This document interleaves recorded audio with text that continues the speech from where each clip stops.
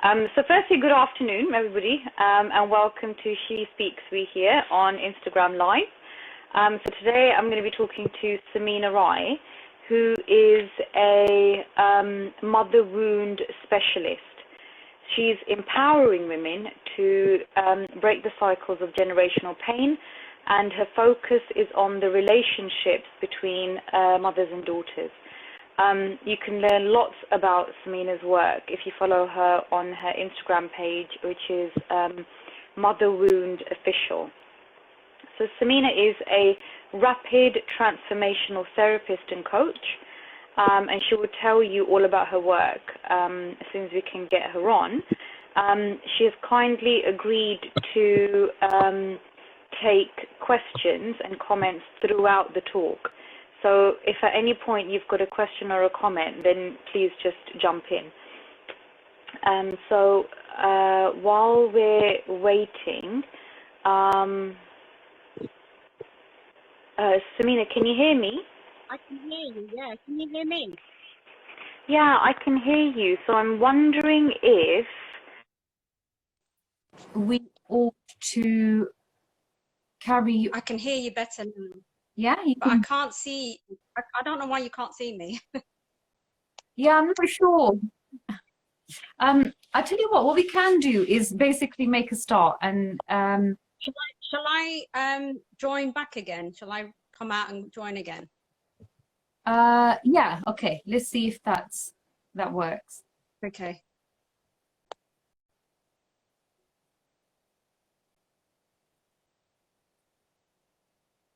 Okay. So we're just waiting for Samina to come on, and hopefully we'll be able to see her any minute.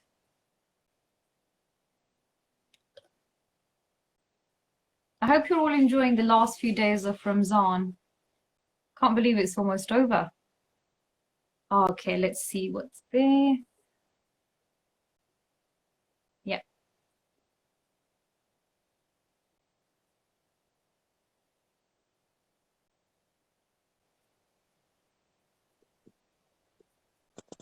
Hi. Hi. I don't know why it's not working. I did go live yesterday by myself and it worked absolutely fine. See, my end, I can see, I can just see it attempting to load. Oh, okay. I did connect via my laptop, but it didn't allow me to join you. So that's why I came on my phone. Yeah. Okay. But if you're happy to go ahead and just let it do what it's doing. Yeah. Oh, thank you, Aaliyah. Then we can just carry on with the questions, and then hopefully at some point the image will load. Oh, thank you. Yeah. Okay. Let's hope so. Yeah. Unless you want to go off and try one more time. I think I'd like, yeah, I think so. Because I'd like to see you. Yeah. Because, hold on, let me try with my laptop. Okay. Because, hold on, let me try with my laptop. Okay. Oh, okay. Okay, so let's see. So, yes, it probably is the internet connection. I definitely agree with that. And so Akira, you've made a comment. Yeah, looking forward to Eid as well. It's going to be a weird one this year. So I'm not really sure how we're supposed to like see each other. So it will be a weird one, but I suspect there's going to be some getting together of some kind at some point. Actually, interestingly, if anyone's got any comments about how you're going to do Eid, I'll be very interested to hear that. Okay, hi, right.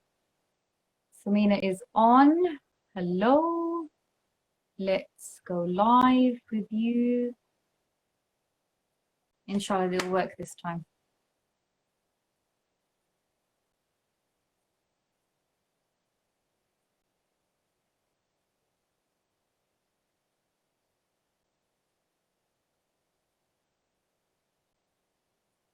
We're just waiting for Samina's social distancing present drop off. Yep, I see that happening.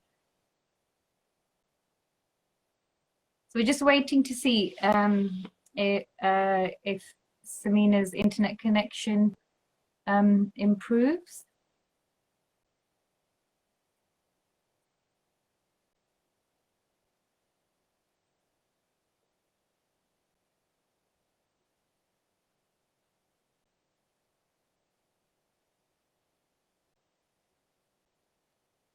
Oh, no. Okay.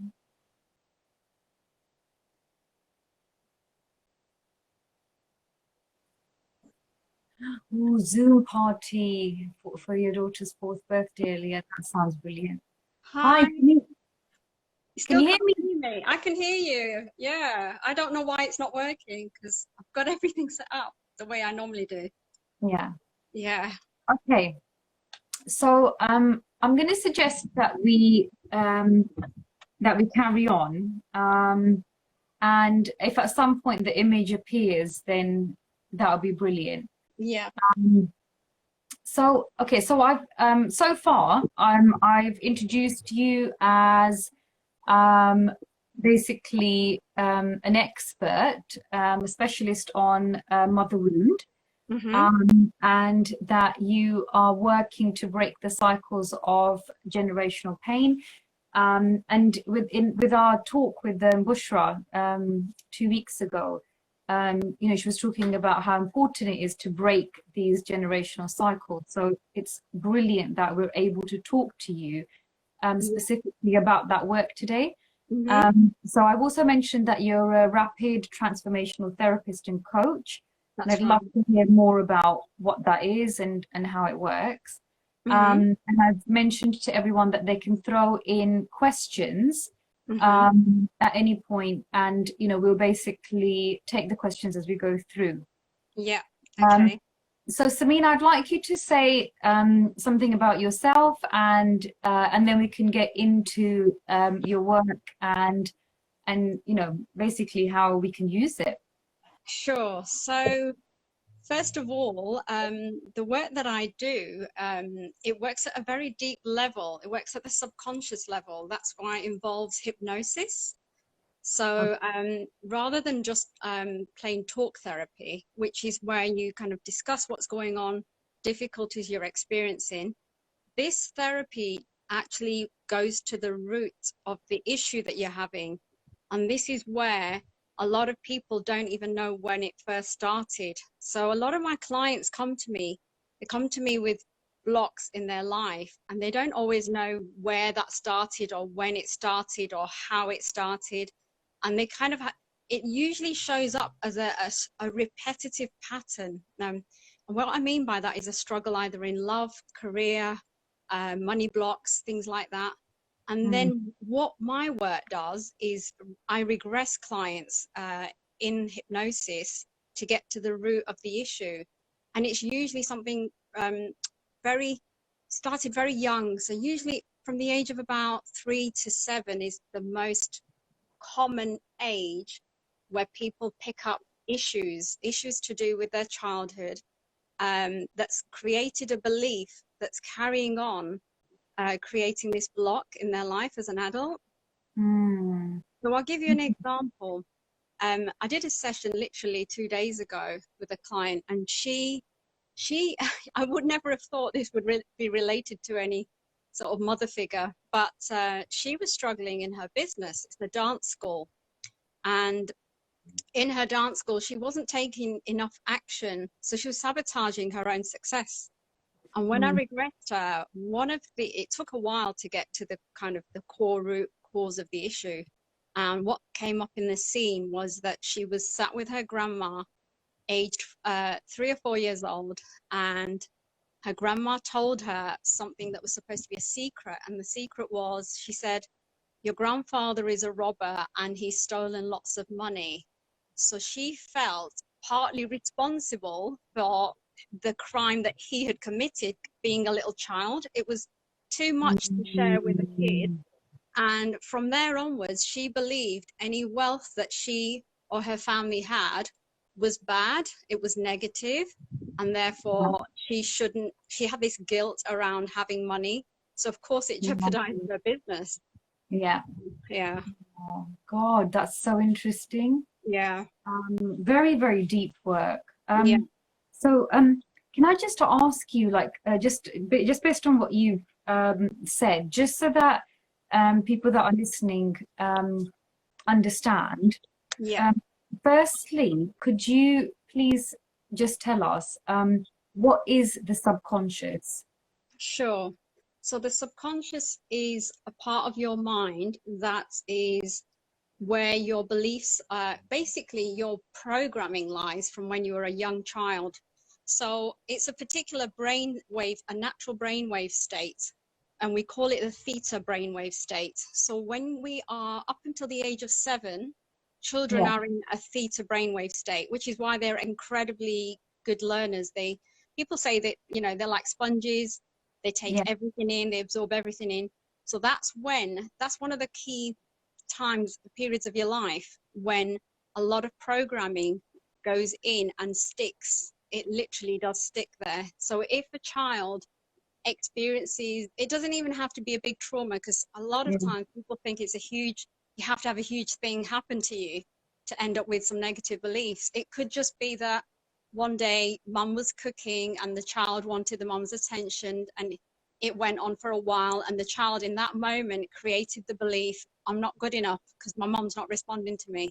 And that being I'm not good enough can manifest as an adult in their adult life in so many other areas, just from that one little scene. Okay, all right, that's interesting. So you said that a lot of like this I suppose negative programming, you know, sort of people can regress back to ages 3 to 7. And so is that like when, say, past the age of 7, we stop storing things into the subconscious, or is it the case that we continue to plant things into the subconscious? We do, but we don't do in the way that we did in that period of time. We also enter that brainwave state, in and out of that brainwave state as adults, but we don't remain there for very long. So usually as an adult, when we're like daydreaming, or you know, when we just zone out when we're watching TV and stuff like that, that's when we're often going into that brainwave state.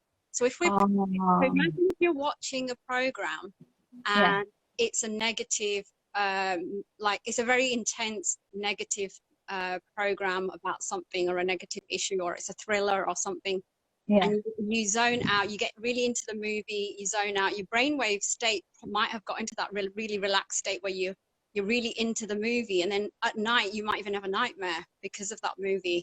It's because it's gone further than you think it has. Okay, right, that makes sense. Okay, so before I get into mother wound, which I'm just bursting to ask you about, I've got to ask one question. So this question I've come across several times in the past, but I just want your take on this. How does hypnosis fit in with Islam? Would you say it's contradictory, or would you say it's complementary? Just so that if people are thinking about accessing your treatment, I don't want, I'd like to just clear up the hypnosis part, basically. Yeah, sure. Well, put it this way. The brainwave state that you enter in hypnosis is the same brainwave state that you go in and out of as an adult. It's the theta brainwave state. So it's very similar to being in meditation. So I wouldn't say that it can ever be. You're never not aware. When you are regressed, when you are in hypnosis, you are aware of what's going on. You're just in a relaxed state. And Right. that deep relaxed state allows our conscious mind to shut off so that our subconscious, we can access the subconscious, basically. That's all it is. Right. Yeah. Right. So it's like meditating. Yeah. Okay. All right, brilliant. Thank you, Samina. Okay, so I really want to ask you about mother wound. Yeah. So can you tell us what is mother wound? Sure. So a mother wound is any type of pain carried by a person that's as a result of the type of relationship that they have had with their own mother. So this can be the kind of thing this could show up as is an emotionally unavailable mum. And this would often be the case if a mother suffers depression, or Yeah. even if she had postnatal depression. Even that short period of time that she had postnatal depression would have created some anxiety for a child, and that can be carried in their subconscious. Right. It can also be an anxious mum who doesn't have the skills to cope with whatever's going on. And it can also be narcissistic mothers who are carrying unhealed wounds from their own childhood. So basically, it's any kind of trauma that a mother's carrying that she's not healed and goes on to have a child, and those wounds come out in her interaction with her child. Okay.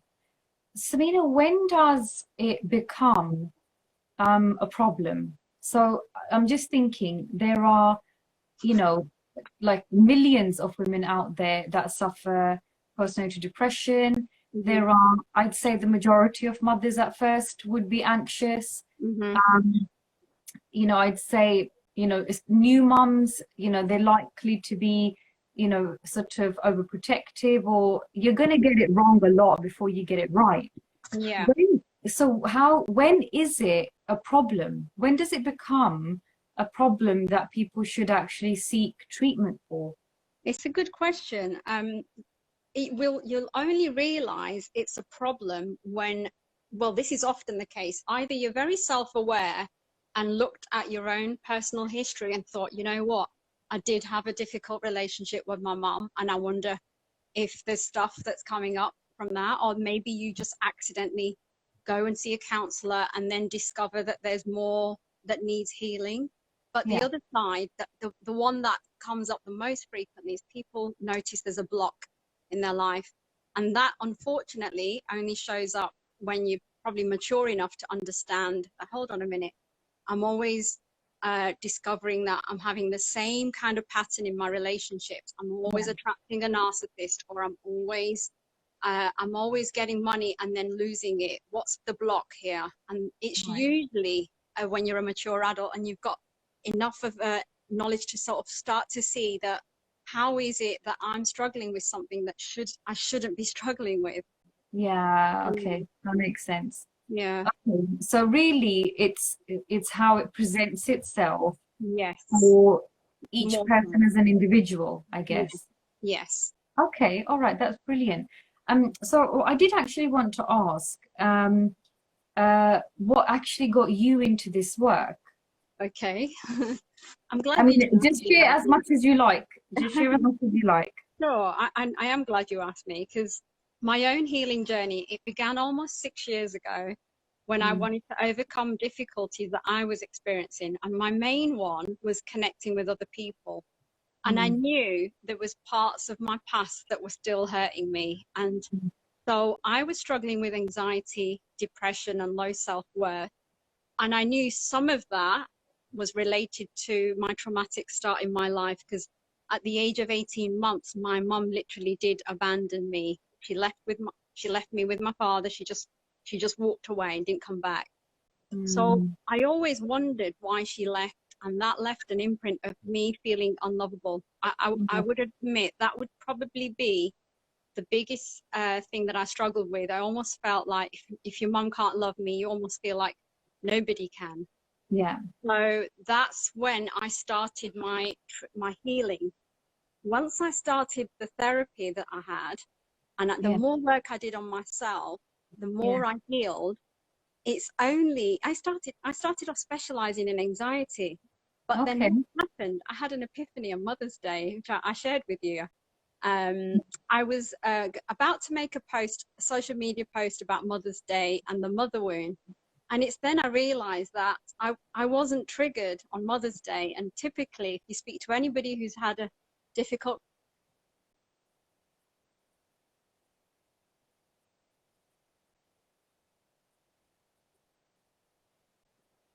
Oh, you can see me now. Hi, Samina. Finally. I literally went outside because I wasn't sure if you could hear me or anything.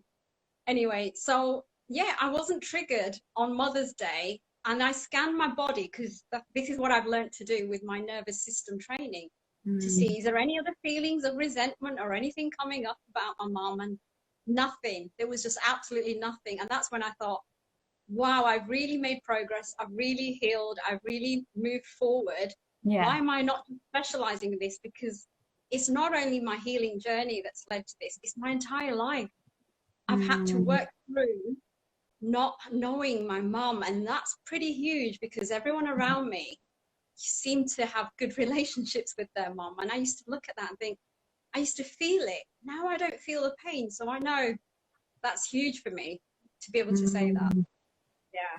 And actually it's a massive deal because obviously, you know, society tells us repeatedly that the relationship with your mom is so significant. So the fact that you were able to move on, you know, like despite what had happened, is actually really, well, testimony to the work you did, and also testimony to the treatment that, you know, you're specialized in. Which actually brings me to the question, could you please tell people, so rapid transformational therapy, what is it? How does it work? If I came to you as a client, could you describe to me the process that I might go through so that people can understand? And if there is anyone listening that, you know, wants to come to you for treatment, for them to know what they might experience.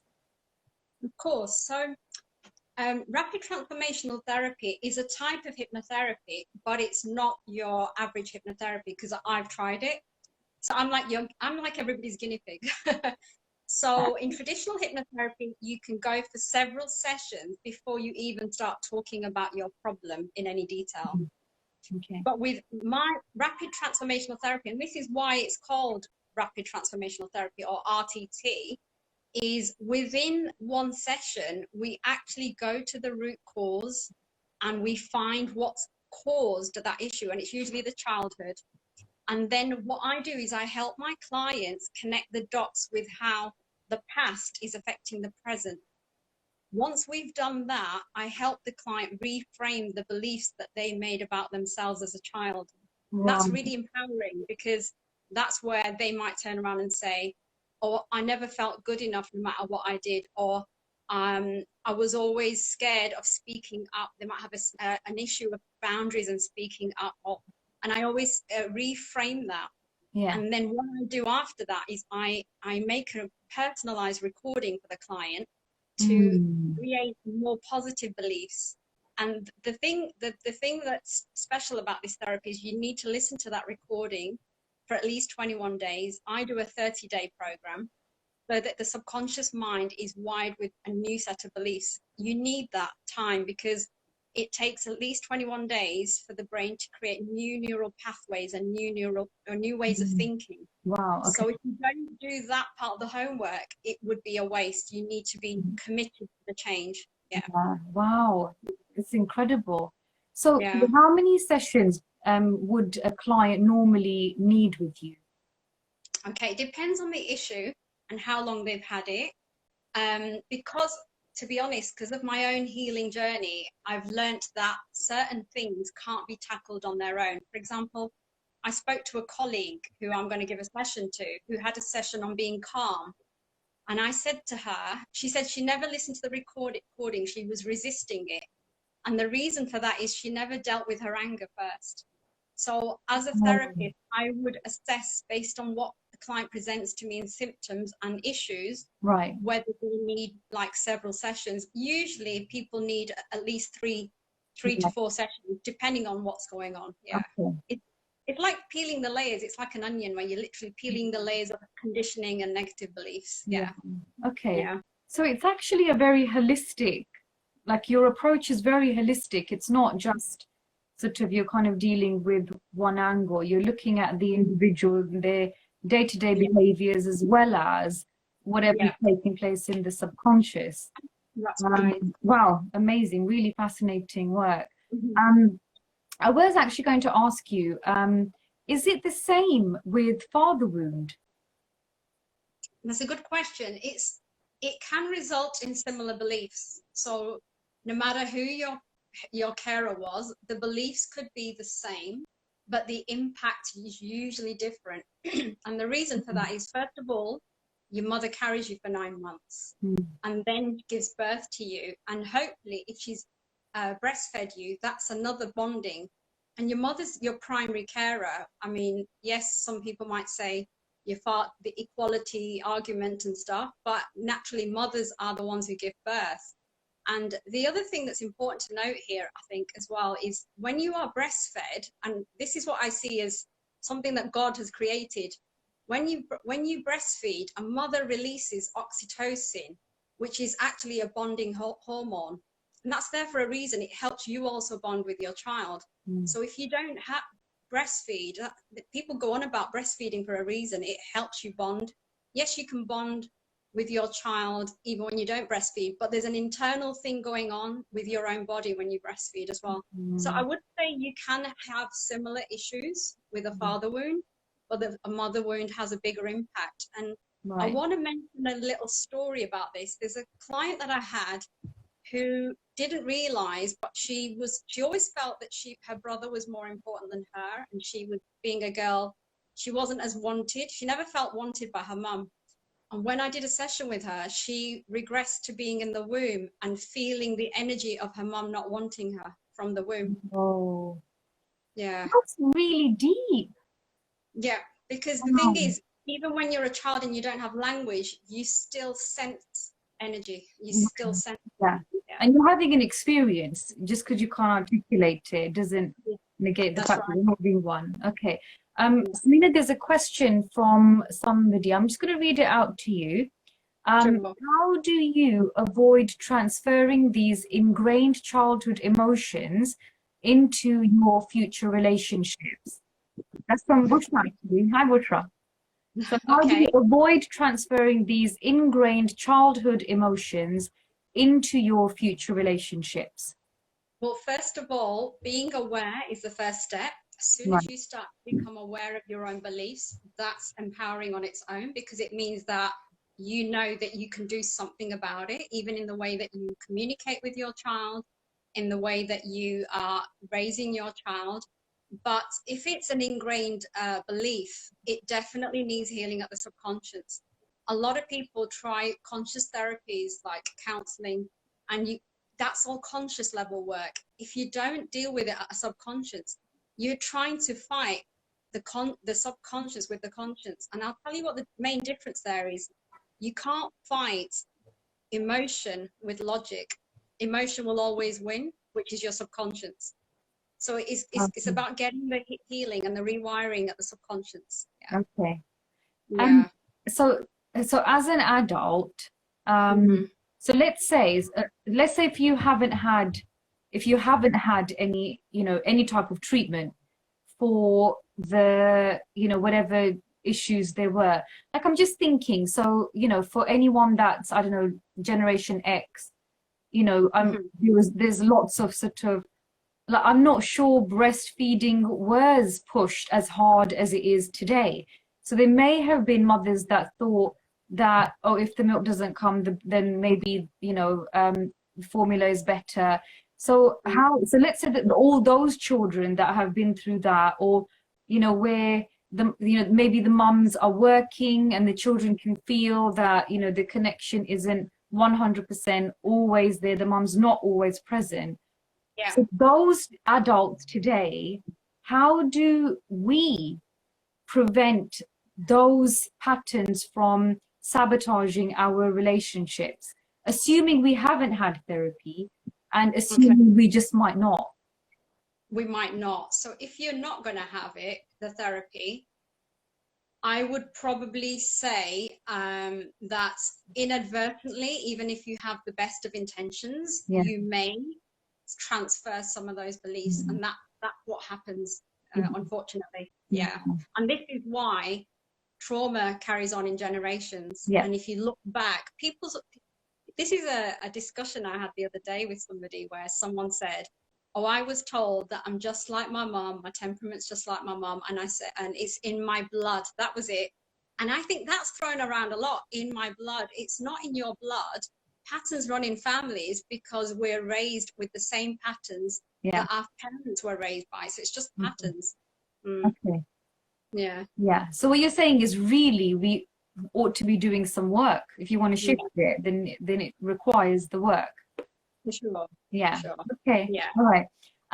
Okay. So a question that I was thinking about was, so how would somebody recognize in themselves that, so other than it sort of coming up in terms of like blocks and stuff in their lives, are there any other like telltale signs that would indicate that they have suffered some level of, mother wound or even father wound? Like, are there any telltale signs that you'd say these are classics? Yeah, definitely anxiety and depression. That yo-yoing that people experience is a nervous system related yo-yoing. So when you are going into anxious states, your nervous system's going into some level of fight or flight inside. And when it goes into depression, it's actually so overwhelmed, it's shutting down, and you want to sleep it off, or you're drained. And actually, all your energy in your body is shutting you off. So anxiety and depression are your classic examples that, there's something to do. But also, if you start to look at other people's lives and you notice that they don't struggle with the same, like energy is a big one, I notice with people. Energy is like difficult things. Things are difficult when they shouldn't be difficult, especially when you're young. You should have energy to do things. There's a lot of people put up with symptoms as well, like pain as well. Chronic pain can be related, believe it or not. And people use the pain to hold on to as a way of coping with something that they're protecting themselves from something that's worse. I've even dealt with that with a client. Wow. And the work that you do, so let's say, for example, if somebody presents chronic back pain or chronic, migraines are always a bit of a, you kind of think something's going on. So the work that you do can help to shift backaches and migraines and things like that permanently. Yeah, we need to get to the root cause. I have a colleague who's specialized in chronic pain, and she does work with people, and her herself, she's healed from chronic pain she had for 18 years. Wow. And now she's doing it for other people. Yeah. Wow. Even things like fibromyalgia, which is a common, pain sort of, difficulty with pain. It's a symptom of your nervous system, which means there's been trauma. Yeah. And there's also generational trauma as well. That's an element as well. Tell me more about that. So with generational trauma, so for example, with me, I struggled with treating the depression for a lot longer than I probably would have, because my mom was probably depressed when she had me. And so some of that transferred on. So already you are predisposed to being more depressed because you're carrying it within your own system. Okay. Samina, is it the same for men and women? Because men will equally suffer mother wound. I'm aware that we're both women talking about this, but I'm just thinking, for the men that, are watching, or the men that we know, the suffering, is the same. Does it present in the same way? Do they experience it in the same way? They do experience the blocks in the same way, and the anxiety and depression in the same way. However, the problem for men, unfortunately, is traditionally they've not been able to express their feelings, and when they do, they're seen as weak or like that, especially in our community. Like, that's not manly to do that. It's always about being strong, and the problem with that is all that repression, it actually goes back into the system, and that contributes to having more depression. So I feel for men because they have it tougher, because A, it's acknowledging that there's something wrong, and B, it's being able to reach out to others and actually say, I do need some help. Yeah. So what would you say, so let's say there's a man watching you right now. What would you say? And he's thinking, oh my gosh, like, I'm pretty certain I've had mother wound or I've had father wound, this is resonating. Like, what advice would you give him to seek help, or where should he start? It depends on his symptoms, because the other thing I want to say, actually, and I really want to stress this, is in the personal development world and the therapy business, a lot of therapists, maybe through ignorance, maybe, I don't know, they seem to think their modality fixes everything. And no modality fixes everything, because and I'm living proof of it. I have tried many things. I tell you what you do need to do. You need to work on the body as well as the mind, okay? And particularly the subconscious mind. So when it comes to healing, if you do one or the other, you're always going to have an imbalance and a residue, a residue of things that you're still stuck with. That's what happened with me.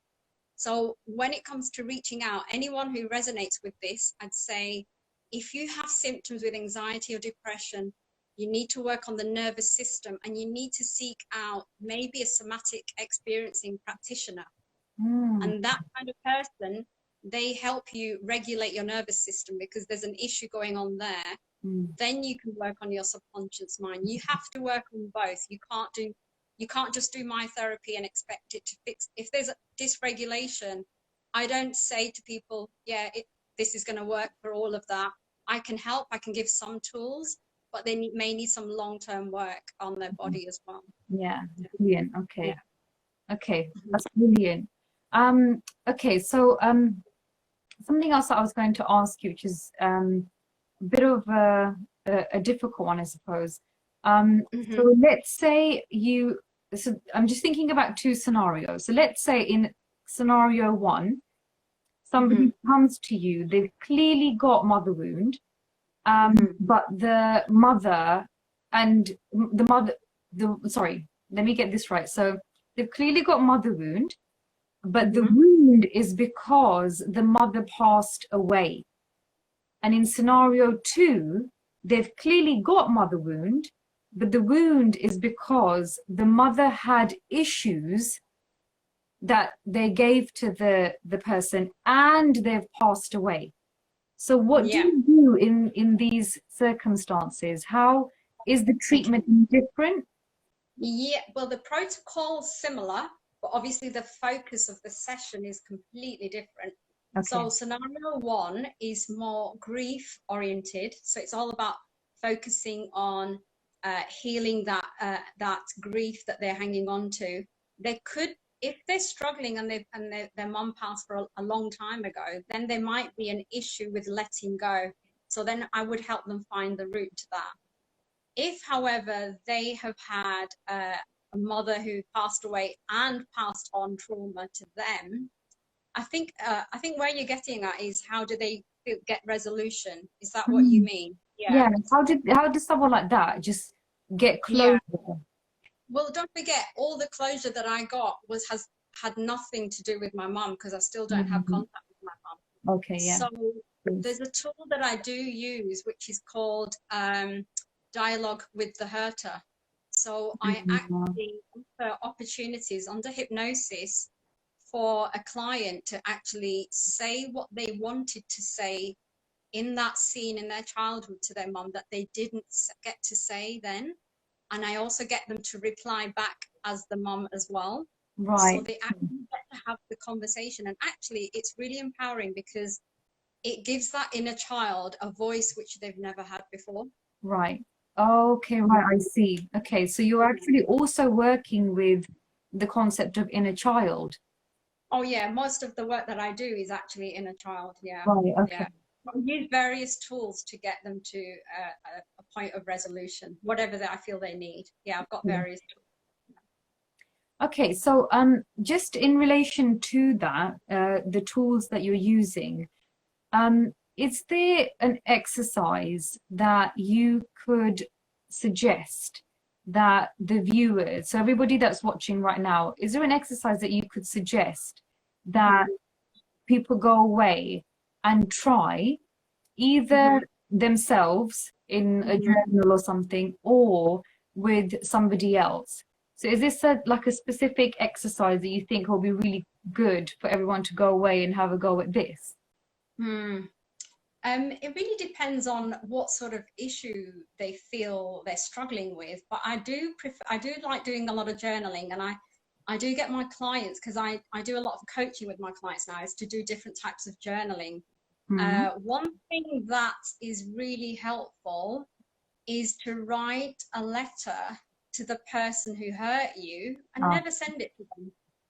Yeah. That's a really good technique for releasing a lot of emotions, and a lot of, especially if there's any unspoken words and you thought, I really want to say this and I'm never going to be able to say it, or when am I ever going to get a chance to say this? And you're asking yourself that, that's the time to write a letter.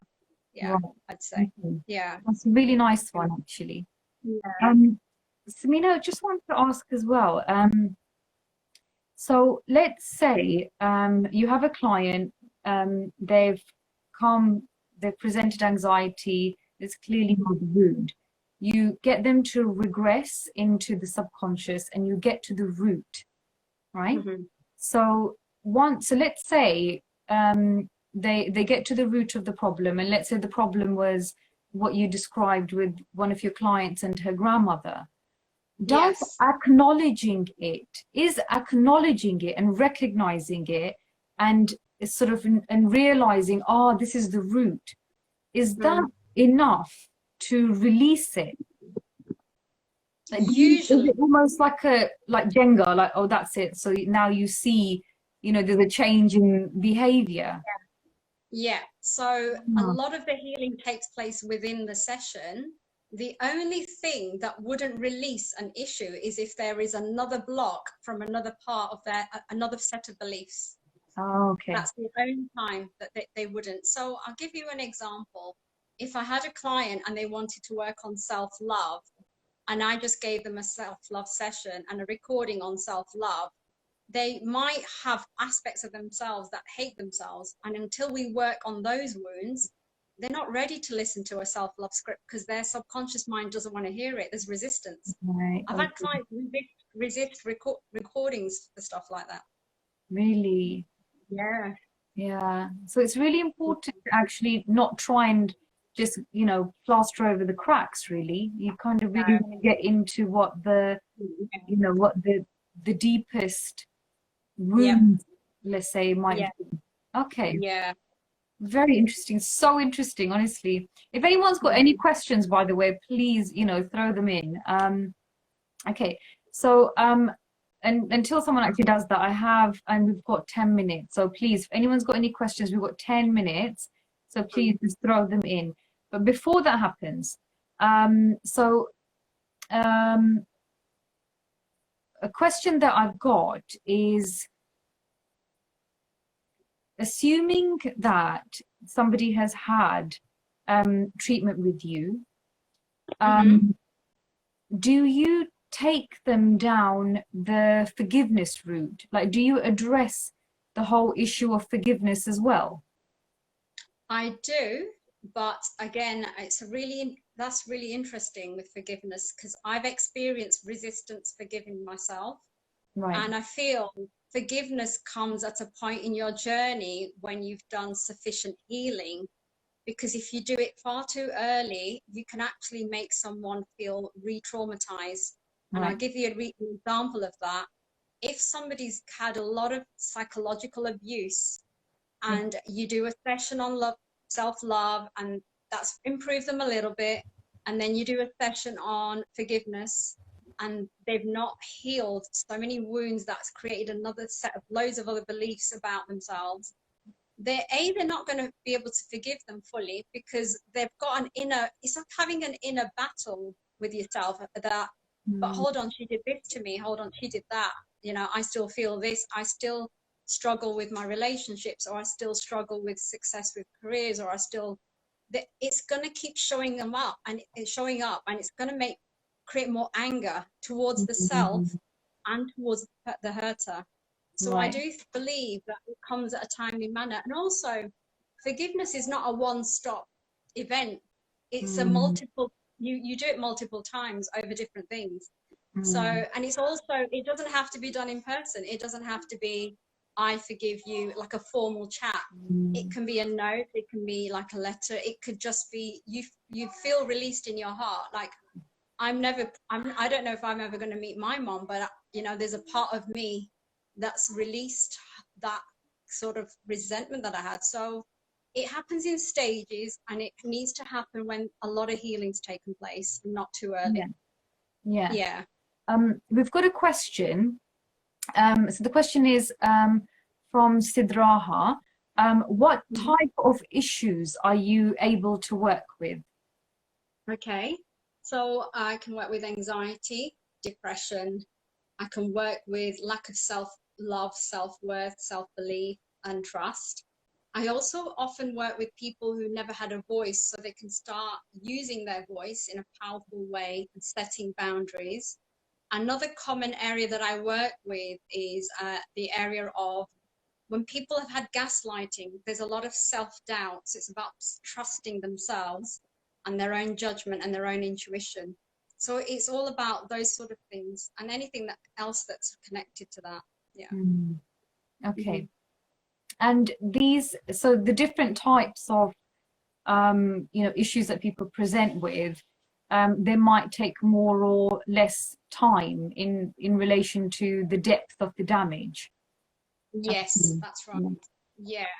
So somebody might come with an issue with having a loving relationship, and really the block could be a lack of self-love, being able to set healthy boundaries with a partner and things like that. So it depends on how many struggles they have, because I would question, I have a session where I do a goal setting session, and I have a set of questions to get into the root of the problem prior to the hypnosis.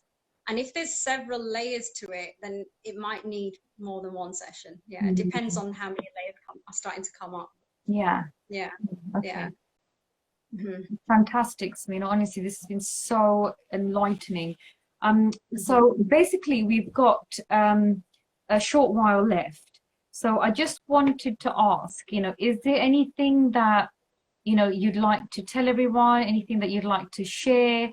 Anything that you'd like to close with? Before you do that, I will just say, for anybody that would like to get in touch with Samina, then it's through Mother Wound Official. So that's her Instagram page, and you can direct message through there anyway. Yes, that's right, I can. Okay, so I'm going to just let you just take the floor and just tell us whatever you'd like to tell us. Sure.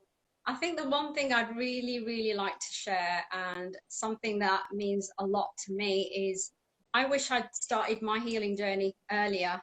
And if you're struggling with any blocks in your life, just know that they can be they can be worked through.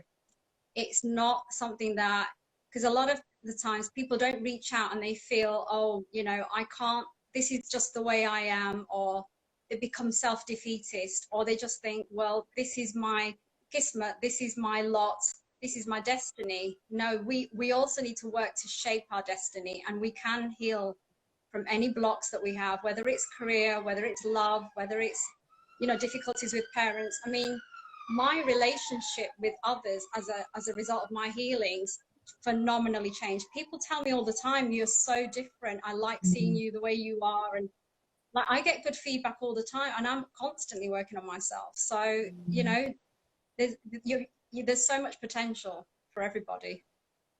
Yeah. Samina, this has been so inspiring. I just want to say thank you for sharing so much, and for teaching us about the work that you do, and also why you do it, because it's a really honorable role, and clearly in service, and it shows. So what I am going to say is we've got a couple of seconds left. If anyone's got a question, then please feel free to throw it in. Otherwise, I'm going to say a very big thank you again to you, Samina. Sorry about the video at the beginning. I don't know, what the connection's been a little crazy here. Oh, don't worry. It's always like that. So I wouldn't mind you at all. I mean, we got through everything, and the thing is, you've been so succinct in the things that you've been sharing, that actually, it's been a really rich experience listening to you. Yeah. And I'm sure everybody... there's one more thing I want to share, actually. Yeah, please. People are often ashamed of what's happened to them. And believe me, there was a time when I felt ashamed of my start to my life. I felt embarrassed. And now I share my story openly to help other people. I never dreamt that this is the path that I would be on. So never feel shame about what's happened to you, because you can always heal it. And there'll come a point where you will feel so much growth and love for yourself that you'll overcome it. Yeah. That's wonderful. Thank you, Samina. Thank you so much. And thank you, everybody, for listening today. And we'll see you again. She Speaks We Here. And I am now going to say thank you and goodbye.